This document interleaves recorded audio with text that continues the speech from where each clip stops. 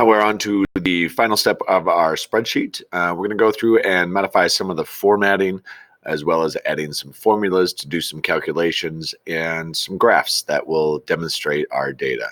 So if you've gone through and you've done your top 10 movies from the website that you were provided with, you should have something that looks kind of along these lines. One of the things you may have not done yet is if any of your categories or any of your titles are cut off, like you can see this one right here at the beginning, you're going to want to adjust the width of that column. The easiest way to do that is take your mouse, click right between the A and the B, or whichever two columns you're looking at, and you'll get this little double arrowed symbol, and that'll allow you to drag that across. Now, a shortcut is if you double click, it will just automatically expand itself to the size that it needs to be able to completely show everything within that column. A third trick is if you want to highlight all three of these and you want to make sure all three of these columns, for example, are the same size, you can click and drag after you've highlighted them, and it will change the size of all three or however many columns you select. So again, they match, kind of gives it a little bit better look. If you haven't already highlighted your first row and made it make the title row centered and bold, go ahead and do that using your bold tools here and your alignment tools. Something else you can do is use your borders tool here to add kind of a separating formatting feature that will allow you to read this even easier. So I'm going to go ahead and add just a bottom border here. It's this one right here to my top row, and I actually want that to be a little bit thicker, so I'm going to go in here and thicken it up a little bit. Depending on how that affects, you may need to make that column or that row a little bit taller, and that's fine too. So really leaving you up to your judgment to make sure that this is readable and you can kind of see all the data easily. Next thing you want to do is down here at the bottom of your data, you want to skip a row generally. Makes it just stand out a little bit easier. And we are going to find the total and the average for some of this data. So I'm going to go ahead and type in total here, average here. I'm going to format those so that they are bold, and I like to push them over to the right so it makes it stand out a little bit here.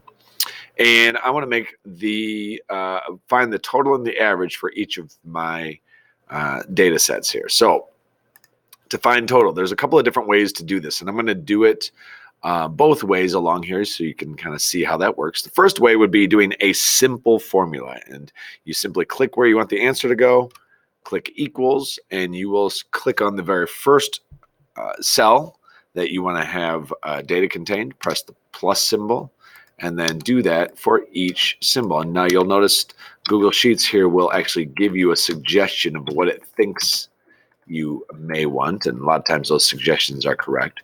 And this ends up with a very long, simple formula, but if I press enter, it'll actually go ahead and give me the answer, and I can double click to get back into the formula mode, press enter to get back out. Now the second way to do this is using the function key. So anytime you have a big long row of numbers or datas that you want to add together, there is a function up here called sum that basically just adds. It does what we just did, but in a more compact version. So first step is click where you want the answer to go. Go ahead and click up here where it says sum under the function button. Notice it types in the function sum, and within the parentheses there is nothing. It's looking for the data set or the range. So I'm going to click and then drag this time. And when I click and drag and then I finally let go of the mouse at the end there, it has what's called a range, C2 colon C11. And that's basically saying add together everything between C2 and C11. And again, I press enter and it does it perfectly. The final thing and the final trick I can show you is this formula. When I rewrite this formula for theater account, it's going to work exactly the same, except instead of a C, it's going to be a D because I'm simply moving it over to the right one. So the trick to this is using your little button down here in the right hand corner, okay, the fill button, that will let me click and drag over, and it will rewrite that formula, but it will increase the column by 1. In other words, the C's now have turned themselves into D's. If that's too complicated, you can go ahead and just rewrite the formula again, but it does tend to save time a lot of times. if you have a formula that's being used over and over. Down here under average, we're going to do a very similar thing. Now, this is a more complicated type of calculation, so we're not going to use a simple formula like we did up here for the total. We're just going to use a function, and you'll notice that average is the second one down here under the function button.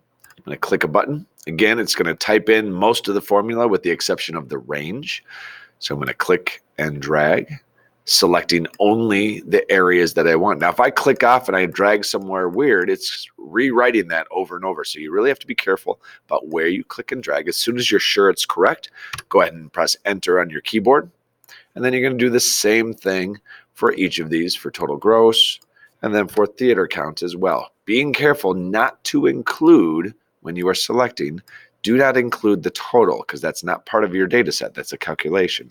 I'm going to go ahead and press enter, and now I've got all of these. Now, one thing that I did notice is this one right here, this 31. I don't actually want this to be $31,000. I want it to be 31,000 theaters. That is under the format number, and a lot of times that'll happen when you are doing that sort of interactive fill.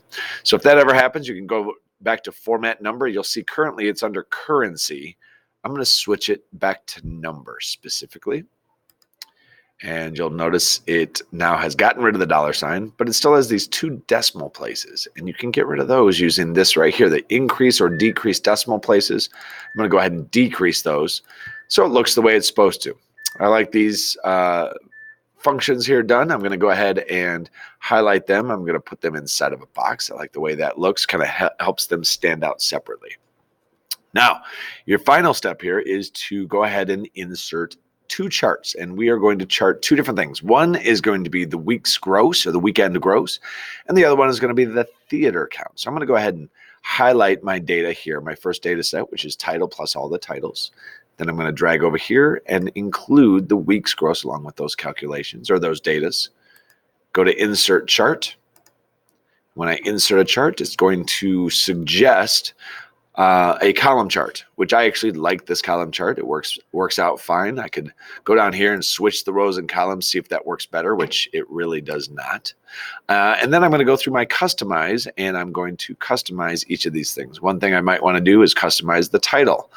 Maybe I want to go in here and customize the color. I don't like blue, so I'm going to make it red. Up here is where I can change the title. I just want to call it week's gross or weekend gross because that's actually technically what it is. And you see that we'll change it up here on the actual chart itself. The legend, you can move where the legend is, if it has a legend at all. And then you can adjust your grid lines. Once you have that done, go ahead and pick this up, move it over. And then you are also going to create a chart, a separate chart here for theater count. And the only trick to that is that when you highlight the word title and all of the titles, you're going to need to hold down the control key after you've done that to be able to highlight theater count along with all of those counts. Then you're going to go ahead and insert the chart, choose a type of chart, go ahead and go through all your different settings over here. And finally, we're going to ask you to come up with some conclusion that you can draw from looking at these charts. And we'll talk about that a little bit more in class.